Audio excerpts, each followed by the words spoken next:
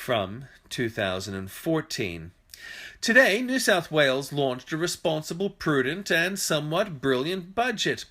It is not extravagant, but builds substantial infrastructure which is important for the future.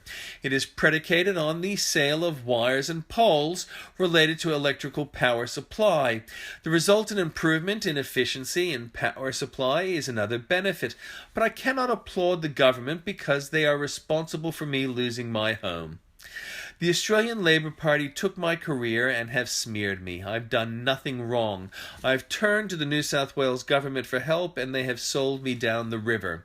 I don't mean Zaya Toma or Andrew Rohan, who have done as much as they can, but I have been, apparently, they've not told me that, nobbled by senior executive. I don't know why, and in guessing I might do many a terrible disservice, but they took my home. When the Australian Labor Party were struggling after 16 years of incompetent government, there was no certainty they would not be re-elected. The press, including the Daily Telegraph, were still willing to run appalling puff pieces supporting the Australian Labor Party. The public service were clearly partisan in supporting the Australian Labor Party. It wasn't enough for Barry O'Farrell to be different to the Australian Labor Party and aim for responsible government. He had to assure vested interest that there would be continuity of administration. Tellingly, the inept CEO of the New South Wales Department of Education was co-opted to head the public service under O'Farrell.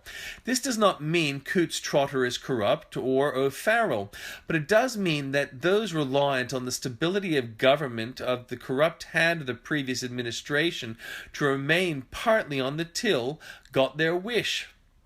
The current police chief had acted in the role of former police minister by actively proselytizing Australian Labor Party policy. Following the 2011 election win for the Conservatives in New South Wales, O'Farrell had a cabinet in the West meeting. I attended with many others. I did not get to publicly express my question to the Education Minister, but I privately raised it. I have done nothing wrong, and so there's nothing to investigate, and so my career remains lost. And after many years of neglect, I have lost my home. It wasn't much of a home, but it embodied what was important to me. I want a safe, healthy space to raise a family. If my friends wish to help me, they can help me with that agenda. No friend opposes it. It would not have taken much to have gotten me work. I did not want patronage, merely fairness. They took my home.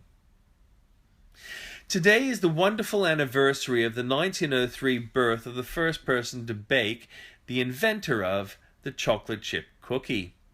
Also, Maurice C. Escher, 1898. Rodney King, in 2012, succumbed in wealth to what he withstood in justice.